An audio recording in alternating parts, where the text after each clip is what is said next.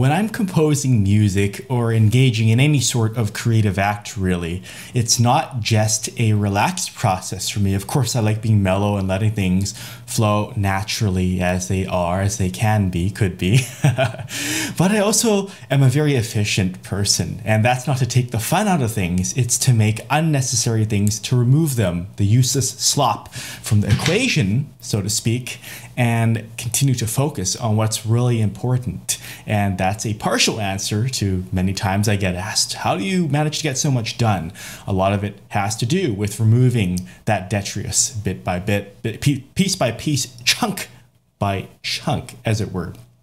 So with music, I'm often looking for shortcuts, not ways to compromise the quality of the music, but ways to remove things that, hey, no one needs to do those.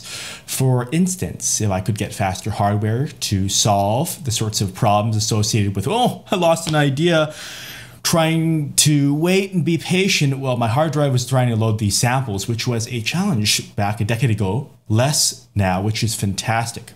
Then, of course, yes, I will go ahead and make the means, hopefully financial means, to acquire that piece of hardware. And that's just one typical example. Many of the things, you can't just solve them with better technology alone. You have to work with the machines. That's the crux. As Kraftwerk put it together, the man-machine interface, as it were. So on my Macintosh, I'm always looking for macro programs. Of course, I look to productivity gurus. Merlin Mann comes to mind, the lifehacker.com site I frequent. It's wonderful. However, for musicians, it's funny because I have a lot of diverse interests and I love combining them. I haven't found someone who's a productivity coach, as it were, for musical sessions. There's vocal coaches, sure. So this could be a sort of new thing, because as we realize on the internet, we can download so fast, we can get samples, we can multitask. Our computers contain multi-core processors like my Mac, 8 cores.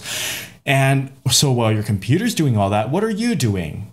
Are you the bottleneck in some instances? And I'm always looking for those ways to tighten the process up.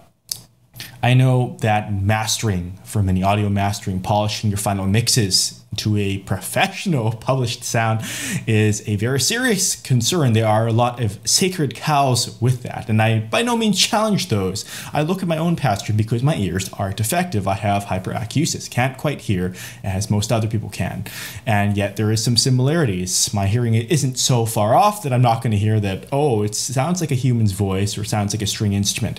So using that like an oral Venn diagram in my mind, I try to relate those experiences. I try to bridge that. And that's part of why I started my dream journal, was because there are things that come out of dreams into the waking world. There are dreams that do come true. There is a serious amount of fantasy in the most positive sense that you can manifest if you're really focused on it, if you express yourself. And beyond words, because as much as I enjoy blogging and writing, I make music, of course, and I decided this is a wonderful outlet. There are emotions which I can't convey quite in words. And of course, words, a single word is going to have more colored judgment than a chunk of sound. Now, a whole song, of course, depending if you listen to stylistic similarities in genres before, your mind may associate.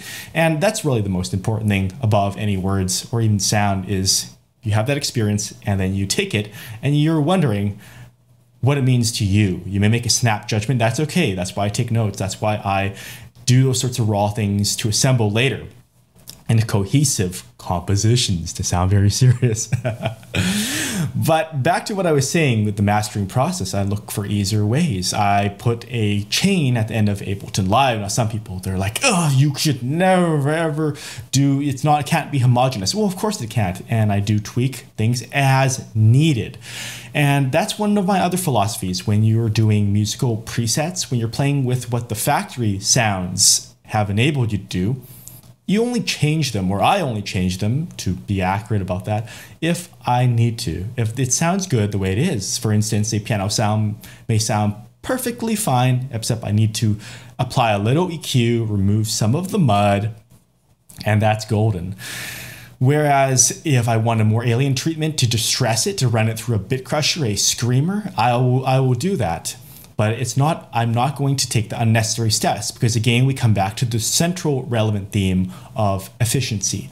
And one of my favorite acronyms in this regard is TTL. TTL. That's time to live. I know it has other meanings, the same acronym, time to live, for doctors, or time to live in a different way for network administrators. But in my realm, in my world, for my purposes, it means, okay, the moment that you're getting started in a process, whether it's a simple little fragment of a melody or the entire finished musical composition, how quickly can we push this to the internet in a published way? And this has gotten a lot quicker. People can remix, they can collaborate online, people can download sample packs online and apply those sounds into their productions in a matter of minutes, as I have done many times. I've done that as a challenge, an experimental test to figure out, can this really happen very quickly? And yes, it can, over and over again. So when I use TTL, I'm thinking of myself as a racer of sorts, but with artistic strokes. It isn't just about pure speed. It's speed coupled with the elegance of artistry and creativity.